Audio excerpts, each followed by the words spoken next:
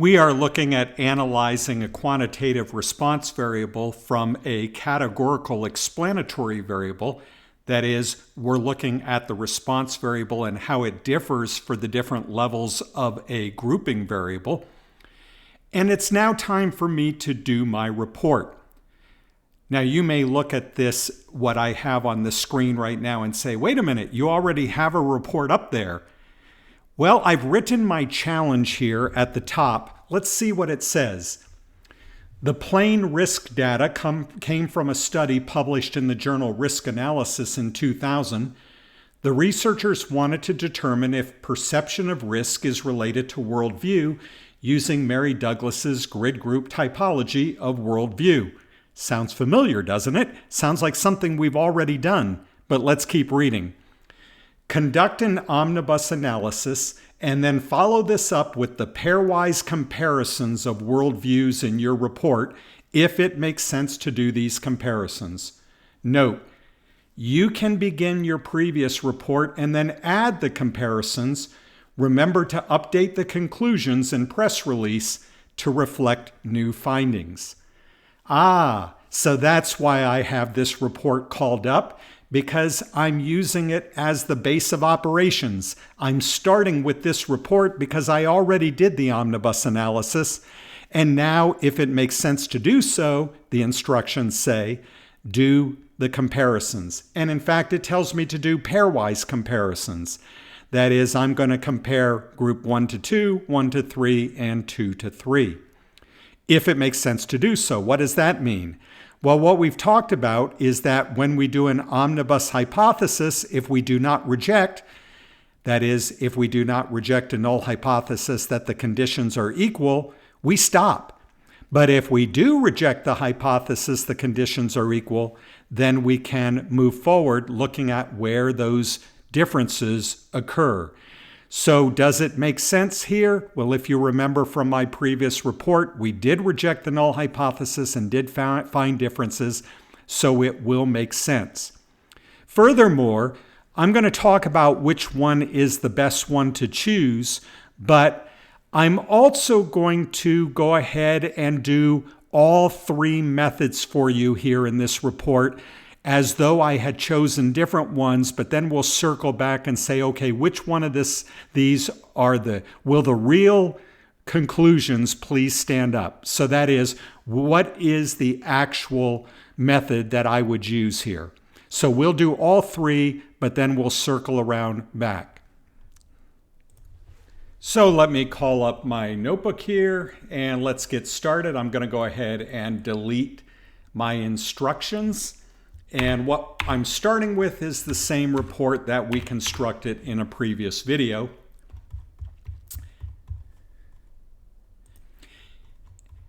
And down here is when we did the analysis of variance down here. And so I'm going to continue on from that spot. First of all, I'm going to go ahead and do Tukey intervals. I'm going to do these in the same order in which I presented them to you. So let me go ahead and start with Tukey confidence intervals. And if I go back to the notebook that we created earlier, I should be able to find Tukey up here somewhere. Here it is. So we had to create the AOV model. So let me copy that over. Let me create a code chunk here. I don't actually need to look at the AOV model. I just need it so that I can run the Tukey command, which is going to look like this. Now, I already mentioned that I'm not a big fan of the title in the graph. Let me go ahead and see if I were to do Tukey HSD. Let me go over here in my help and look at Tukey HSD. Is there a way to change that title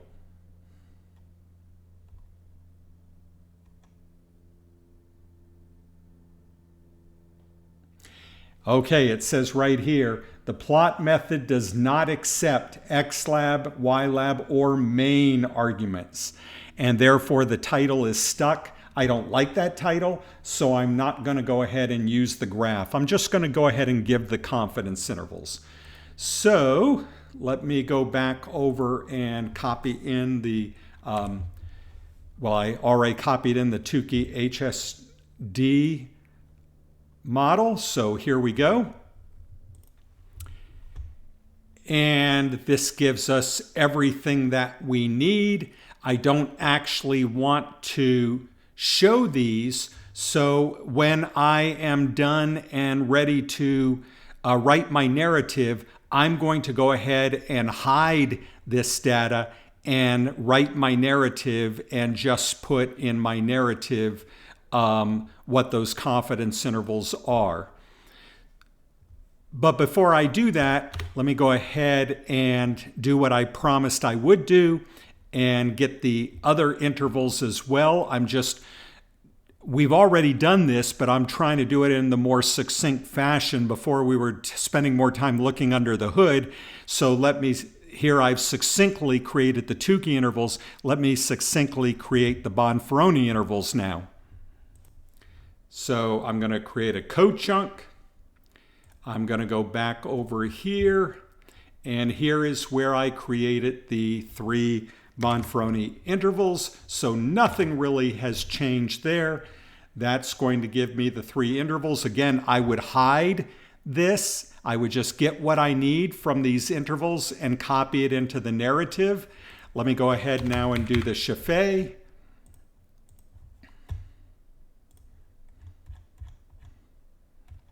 That one was a little bit more complex, but I can go ahead and do this all in one fell swoop. Let me get those 3 contrast.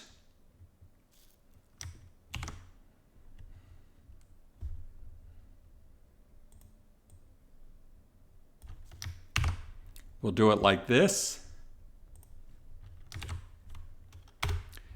Let me go get the standard errors.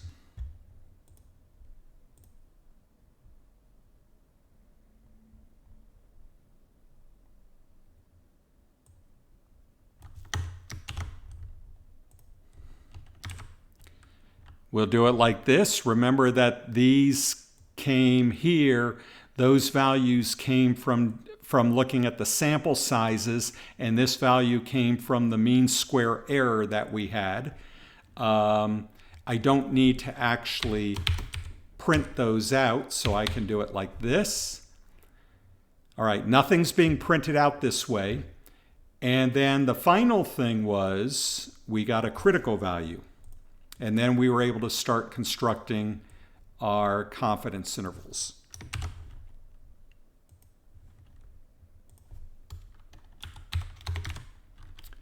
All right, so now if I wanted to construct the confidence intervals, I can do it just like I did here, except I can do all 3 of them. So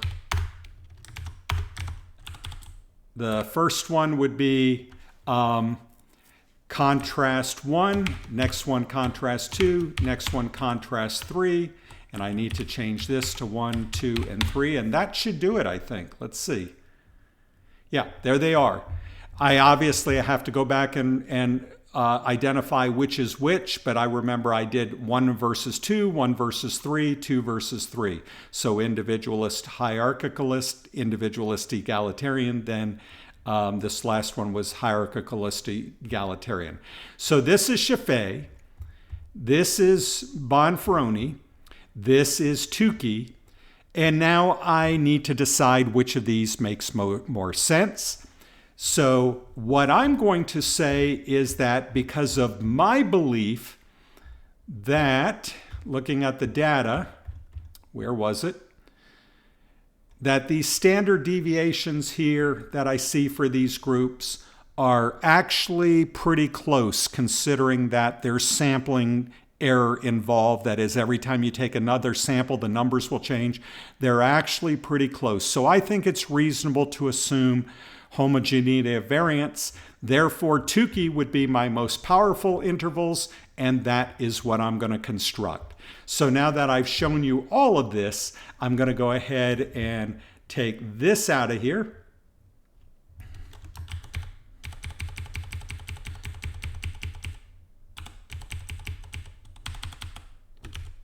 And I am going to hide this.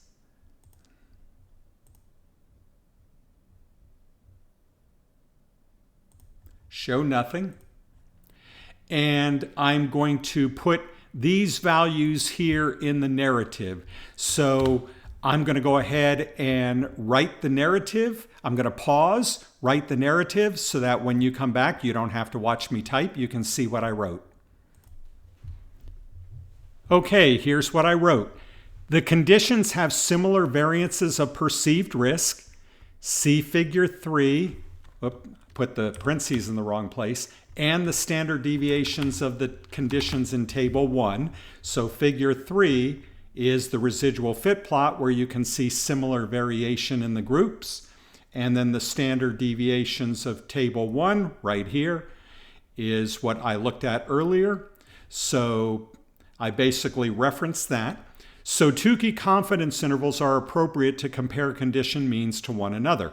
If I had not seen that kind of homogeneity of variance, I would have chosen Bonferroni. I can state with 95% confidence that egalitarians have less perceived risk than either individualist, an average of between 3 and 25 points. I went ahead, I've got to remove this, but I went ahead and left it here so you could see this 3 to 25 points I was talking about right there. Or hierarchicalists, they have egalitarian or less than hierarchicalists by 3 to 21 points, an average between 3 and 21 points less on the perceived risk scale in the population represented by this sample.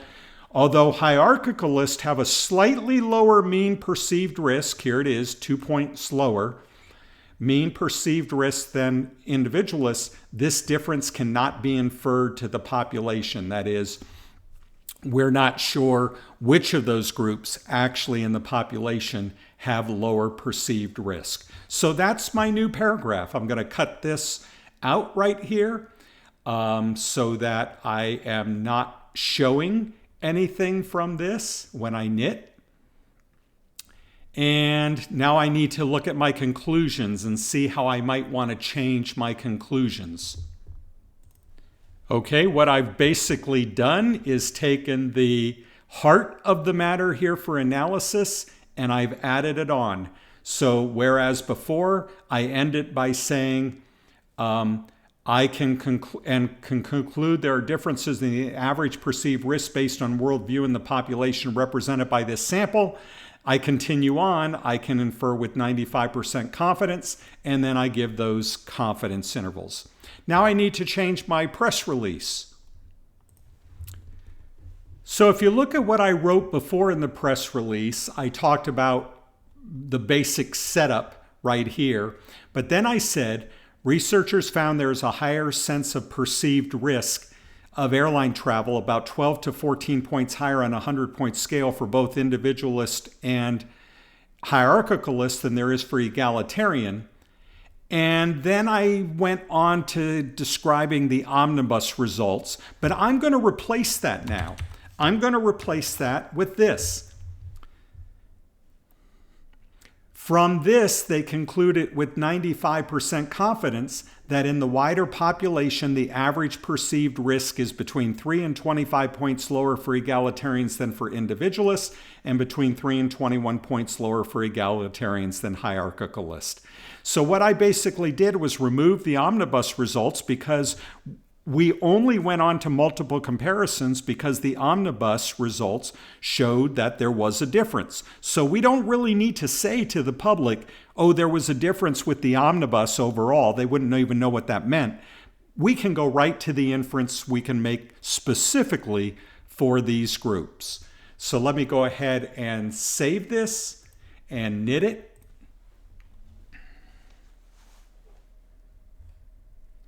And all I really need to do is come down and see if things look okay at the bottom where I add it, and this looks fine. I might want to put a little bit of space in after that table. Let me do that.